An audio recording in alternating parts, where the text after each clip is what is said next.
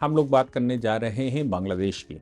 बांग्लादेश में तारिक रहमान का प्रधानमंत्री बनना तय है और तारिक रहमान का प्रधानमंत्री बनना तय है, लेकिन इसके पीछे की एक बड़ी साजिश जो अभी तक दिखाई दे रही है, जो ये पूरा सिनेरियो समझ में आता है। हालांकि तारिक रहमान मोहम्मद यूनुस से लाख अच्छे माने जाएंगे, लेकिन सवाल ये पैदा होता है, क्या मोहम्मद यूनुस या फिर शेख हसीना का एक्सोडस ये सब पहले से पूर्व नियोजित था, या फिर तारिक रहमान की तरफ से ये साजिश थी, या फिर कुछ और था? एक संभावना है, मैं फैक्ट रखने की कोशिश करूंगा और उन फैक्टों पर आपको लिखना है, आपको बताना है। बताना यह है कि आखिर हुआ क्या था। मैं आपको उसका एक सिनेरियो बताता हूं। पहले तारिक रहमान की हवा महल की कहानी बताता हूं, हवा भवन की। तारिक रहमान हवा भवन यानी कि खालिदा जिया के बेटे हैं, लेकिन जब खालिदा जिया की सरकार हुआ करती थी तब एक हवा भवन बड़ा मशहूर हुआ। हवा भवन इतना मशहूर हुआ और 10% खंबा के नाम से भी वो मशहूर हुआ। 10% खंबा का मतलब था कि तारिक रहमान के पास अगर देश भर में, बांग्लादेश में किसी प्रकार का कोई कॉन्ट्रैक्ट होगा, कोई भी वहां पर डेवलपमेंट का वर्क होगा, किसी भी प्रकार का लेन देन होगा, सरकारी पैसा सरकारी खजाने से निकलेगा, तो फिर 10% हवा भवन में देना होगा। कोई भी कॉन्ट्रैक्ट बिना हवा भवन के क्वालिफाई नहीं हो सकता। ये वैसे ही था जैसे कि हमारे यहाँ मनमोहन सिंह जी की सरकार थी और ये कहा जाता था डिसीजन 10 जनपद से होगा, 10 जनपद ही सब तय करेगा, जो कुछ होना है वो 10 जनपद से होना है और सारे फाइनल डिसीजन 10 जनपद लेगा। वैसे ही बांग्लादेश के अंदर हवा भवन से सारे डिसीजन होंगे। तारिक रहमान के ऊपर ऐसे आरोप लगाए गए और ये कहा गया कि हवा भवन में तारिक रहमान रहते हैं, यानी कि बीएनपी का हेडक्वार्टर हवा भवन, इसमें ही सब कुछ होना है। खालिदा जिया मुख्य प्रधानमंत्री जरूर हैं, लेकिन खालिदा जिया डिसीजन कम लेती हैं, ज्यादा डिसीजन बोलते हैं। हमारे यहाँ पहले भी हुआ है कि संजय गांधी कभी डिसीजन लिया करते थे और ऐसा कहते हैं कि इंदिरा गांधी प्रधानमंत्री हुआ करती थी और संजय गांधी अपने डिसीजन लिया करते थे और उसी का नतीजा इमरजेंसी निकला था। उसी का नतीजा भारत में काला अध्याय निकला था, इमरजेंसी निकला था। वैसा ही कुछ तारिक रहमान और उनकी मां का जो हिसाब किताब है वैसा है। इसके अतिरिक्त एक बड़ी घटना, जिस घटना में शेख हसीना को बम से उड़ाने की साजिश, शेख हसीना को बम से उड़ाने की साजिश में भी तारिक रहमान का ही नाम था। इसके अतिरिक्त कई एक और मुकदमे जिसमें घूसखोरी के केसेस थे, जिसमें बहुत बड़े बड़े गंभीर अपराधों के केसेस थे, उन केसेस में भी उम्र कैद की सजा 2018 में तारिक रहमान को मिली थी। तारिक रहमान भाग गए, तारिक रहमान इंग्लैंड चले गए, जबकि तारिक रहमान, ये जो बीएनपी पार्टी है, खालिदा जिया कम चला रही थी, तारिक रहमान ज़्यादा चला रहे थे। अब ये भाग गए यहाँ से बचने के लिए। ऐसी परिस्थिति में तारिक रहमान के खिलाफ बहुत सारी फाइलें चलीं और उन केसेस में डिसीजन उनके खिलाफ आ गए। उनके खिलाफ डिसीजन आए तो तारिक रहमान तो पहले से बाहर थे, खालिदा जिया भी जेल के अंदर थी क्योंकि उनकी सरकार के दौरान सब कुछ हुआ था। इसके अतिरिक्त शेख हसीना की जब सरकार 2014 से बैठी, 2014 से लेकर या 2014 या 15 में बैठी थी और तब से बल्कि मैं कहूं कि 2009 से बैठी, 2009 से लेकर अभी तक जो उनकी सरकार चल रही थी, या 15-16 से, मैं अभी रिसाइकिल नहीं कर पा रहा हूं कब से चल रही थी, लेकिन लंबे समय से शेख हसीना की सरकार चल रही थी। शेख हसीना की सरकार ने कुछ बड़े डिसीजन लेकर ट्रिब्यूनल, इंटरनेशनल ट्रिब्यूनल खोल दिया। इंटरनेशनल ट्रिब्यूनल में ये जो जमायत इस्लामी है आज की, वहाँ की जमायत इस्लामी के ऊपर बड़े आरोप थे, क्योंकि जब पाकिस्तान से अलग हो रहा था बांग्लादेश, तब उस समय दो महानायक, एक शेख मुजीबुर रहमान और एक तारिक रहमान के पिता मुजीबुर रहमान, ये दो आदमी उस समय बड़े उसमें थे। अब जो तारिक रहमान के पिता हैं, उन्होंने उस समय घोषणा कर दी, और वो चूंकि मिलिट्री कमांडर थे, इसलिए जिस समय बंगभंग आंदोलन चला और बंगभंग आंदोलन में शेख मुजीबुर रहमान ने जो कि चुनकर यहाँ से गए थे, उनको शपथ दिलवाने से मना कर दी गई थी, ये कहते हुए कि तुम मेन लैंड ऑफ पाकिस्तान से नहीं हो। ऐसी परिस्थिति में जब उन्होंने यहाँ मुक्ति वाहिनी उठाई और मुक्ति वाहिनी बनाई और मुक्ति आंदोलन छेड़ा, उस समय उस मुक्ति आंदोलन में मिलिट्री का बड़ा रोल था। इसलिए ये जो तारिक रहमान के पिता ने घोषणा कर दी, उस समय वो यहाँ पर कमांडर हुआ करते थे, कि भाई हम अब अलग देश हैं, हमारी आर्मी अलग है। ऐसी परिस्थिति में पाकिस्तान की आर्मी प्रवेश किया था। 1971 के वार में जब पाकिस्तान की आर्मी भारत के रास्ते से जाना चाहती थी, जबकि हमने सिविल एविएशन का उनके साथ एग्रीमेंट था, उन्होंने जम्मू कश्मीर के बॉर्डर से एंट्री मारी तो हमने उनके जहाज गिरा दिए थे, उनके फाइटर जेट गिरा दिए। उनके फाइटर जेट गिराने का नतीजा ये निकला कि उनको श्रीलंका के उस साइड से जाना पड़ा, यानी कि बंगाल की खाड़ी से प्रवेश हुआ। अब इसी बीच में पाकिस्तान ने जम्मू कश्मीर पर हमला कर दिया, जम्मू कश्मीर पर हमला, और इधर अमृतसर की तरफ वो बढ़ गए, इन पर हमला, फिर हमारी सॉवरेंटी पर हमला था। नतीजा निकला कि हमारी सरकार भी, यानी कि भारत भी पूर्ण रूप से युद्ध में इन्वॉल्व हो गया और बांग्लादेश के बॉर्डर पर भी भारत ने युद्ध छेड़ दिया।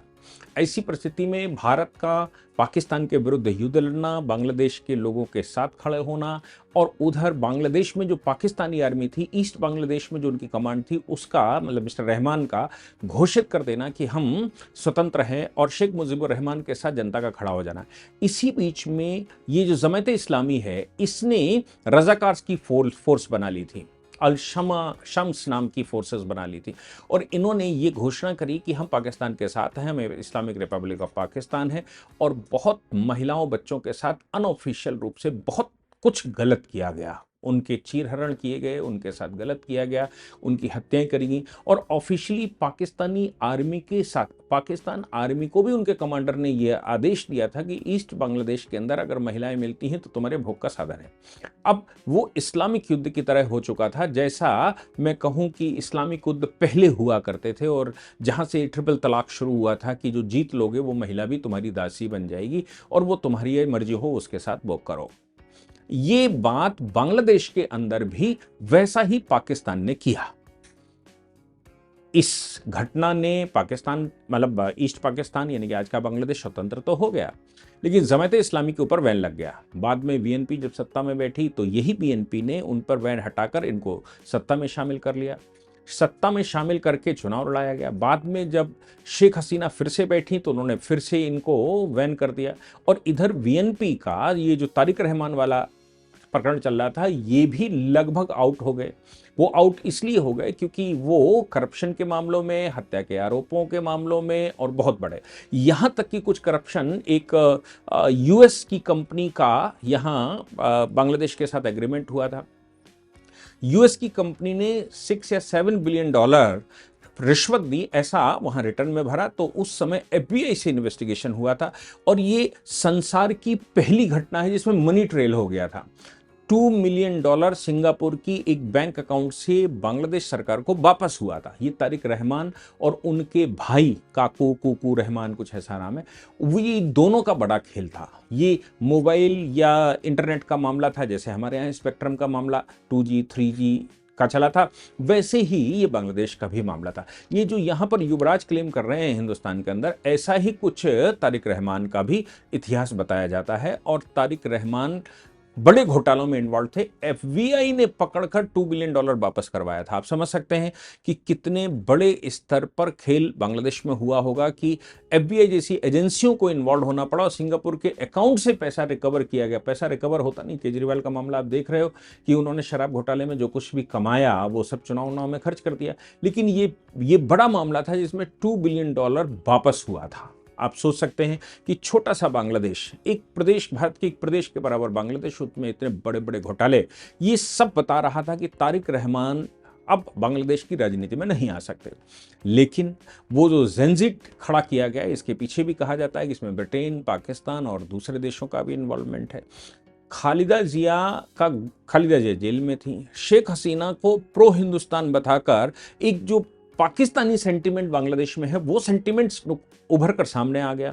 वो उभर कर सामने आया तो कुछ हजार लोग, मैं बहुत बड़ी बात नहीं, कुछ हजार लोगों ने प्राइम मिनिस्टर का हाउस घेर लिया, चारों ओर से कर दिया, क्योंकि बांग्लादेश भारत की वजह से हमेशा अपने आप को सुरक्षित महसूस करता रहा। उसको ये हमेशा से रहा कि बांग्लादेश के ऊपर कोई बाहरी हमला नहीं कर सकता, और अगर बाहरी हमला करेगा भी तो हिंदुस्तान है एक तरफ, एक तरफ चाइना है, वो दोनों में से किसी से भी लड़ने में सक्षम नहीं है।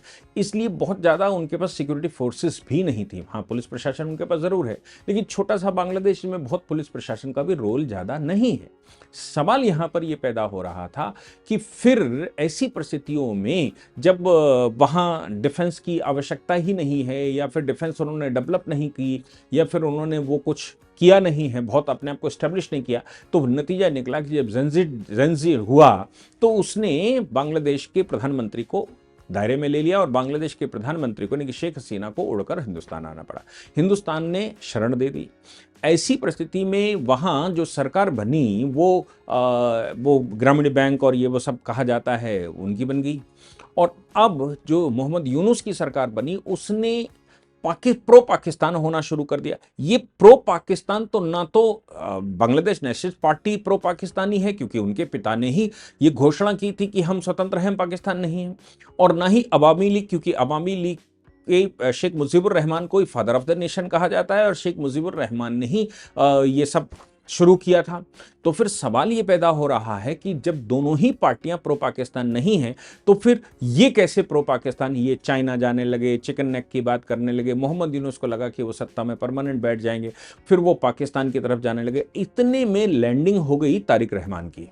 तारिक रहमान की लैंडिंग होने के बाद अच्छा ये एक काम तारिक रहमान के लिए ये मोहम्मद यूनुस की सरकार ने किया, वो ये था कि जितने मुकदमे पुराने वाले थे जिसमें उनको सजा उम्र कैद हो चुकी थी, कई में जमानतें उनकी थीं, कई में मतलब उनकी गिरफ्तारी वांटेड थी, उनकी जो अपीलें गई, अपीलों में सरकार ने अपने आप को लैक ऑफ एविडेंस घोषित कर दिया और फाइनली वो मोस्टली मुकदमे छोड़ दिए गए।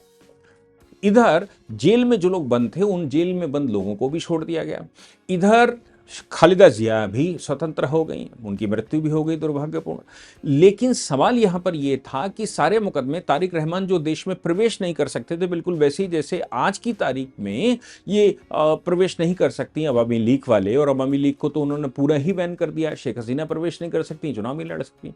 तो तारिक रहमान का अकेले होना, अब वहां nationalist party national citizen party खड़ी हो गई एनसीपी, और जमायत इस्लामी और एनसीपी ने गठबंधन कर लिया। इसका नतीजा निकला कि एनसीपी भी अपने उससे धो बैठी, लेकिन जमायत इस्लामी को सीटें पा गई।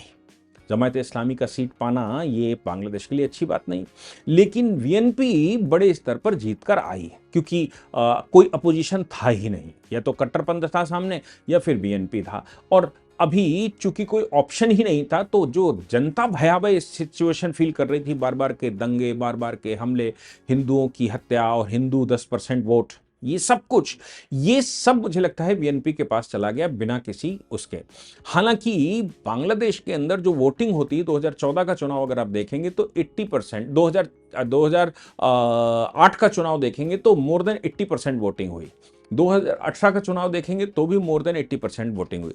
2014 के चुनाव में या 2013 के चुनाव में, 2013-14 में जो चुनाव हुआ, उस चुनाव में अब मोस्टली अपोजिशन बाइकआउट कर गया था। बाइकआउट करने का नतीजा निकला था कि 40% वोट पड़ा था। फिर उसके बाद का जो चुनाव हुआ, 2024 का चुनाव, उसमें भी अपोजिशन यानी कि बीएनपी बाइकआउट कर गया था तारिक रहमान की वजह से, तो भी 43% वोट हुआ था। इस बार मोर देन 60% वोट हुआ है, जबकि अवामी लीग है ही नहीं।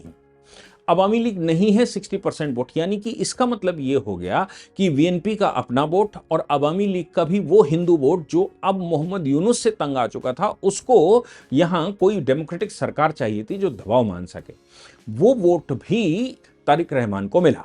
तारिक रहमान आते ही भारत के लिए प्लान, इनके लिए प्लान, उनके लिए ऐसी बातें कर रहे थे, क्योंकि सबको मालूम है बिना भारत के बांग्लादेश नहीं चल सकता, भले अमेरिका वहां आकर खड़ा हो जाए। बांग्लादेश बिना भारत के नहीं चल सकता, भले ही चीन उसके अंदर घुस जाए। क्यों? क्योंकि बांग्लादेश की जो स्पेसिफिक जियो स्ट्रैटेजिकल सिचुएशन है, 3 तरफ से भारत है और एक तरफ बंगाल की खाड़ी है। ऐसी सिचुएशन में बांग्लादेश के पास कोई ऑप्शन नहीं है। ऐसी परिस्थिति में तारिक रहमान का फिर आ जाना, लेकिन भ्रष्टाचार के आरोप से लबरेज रहना, लेकिन फिर भी वहां के लोगों को ऐसा लगा, जैसे मैं आपको बताऊं कि लोग कहते हैं कि जब बहुत सर्दी पड़े तो सर्दी से बचने का उपाय क्या है। सर्दी से बचने का उपाय लोग बताते हैं कपड़े उतार कर खड़े हो जाओ और फिर दोबारा कपड़े पहन लो तो कुछ गर्मी महसूस करोगे। वैसे ही जब बहुत ज्यादा वहां आतंक हो गया मोहम्मद यूनुस के टाइम पर, तो ऐसी परिस्थिति में अब तारिक रहमान ही, चूंकि अवामी लीग है ही नहीं, तो तारिक रहमान ही ऐसी सिचुएशन में सामने खड़े दिखाई पड़े और तारिक रहमान ही ऐसा मालूम पड़ा कि वही देश के नए मसीहा हो गए। हालांकि तारिक रहमान के लिए भी भारत से कोई एलर्जी नहीं है, क्योंकि भारत के सहयोग के रूप में, उनके पिता का सहयोग के रूप में बांग्लादेश बना था। मोहम्मद यूनुस से फॉर बेटर माने जाते हैं। तो अब आगे की स्टेप क्या होगी ये देखना पड़ेगा कि ये जो तारिक रहमान को प्रवेश करवाने का मोहम्मद यूनुस का या इंटरनेशनल जो डीप स्टेट है उसका जो सिनेरियो रहा होगा, उसमें अब तारिक रहमान कितने फिट बैठते हैं भारत के नज़दीक आने में, या फिर तारिक रहमान कितना अपने आप को कंफर्टेबल फील करते हैं, कर पाएंगे कि नहीं कर पाएंगे, ये एक बड़ा प्रश्न रहेगा। लेकिन ये बात तय है कि तारिक रहमान को लाने के लिए ही ये पूरा षड्यंत्र रचा गया था और तारिक रहमान सत्ता में आए इसके लिए ही अवामी लीग और शेख हसीना के ऊपर ये सब कुछ हुआ था। आगे भविष्य में क्या होगा वो तो भविष्य ही बताएगा, लेकिन भारत के प्रधानमंत्री ने उनको बधाइयां दी हैं और विश्वास पर बात की है कि भाई जनता का तुम पर विश्वास था तभी तुम आ पाए हो, 60% वोटिंग मिली है उनको। आगे आपको क्या लगता है, मैंने फैक्ट सारे रखने की कोशिश की है, आपको क्या लगता है भारत के लिए ये सरकार कैसी होगी?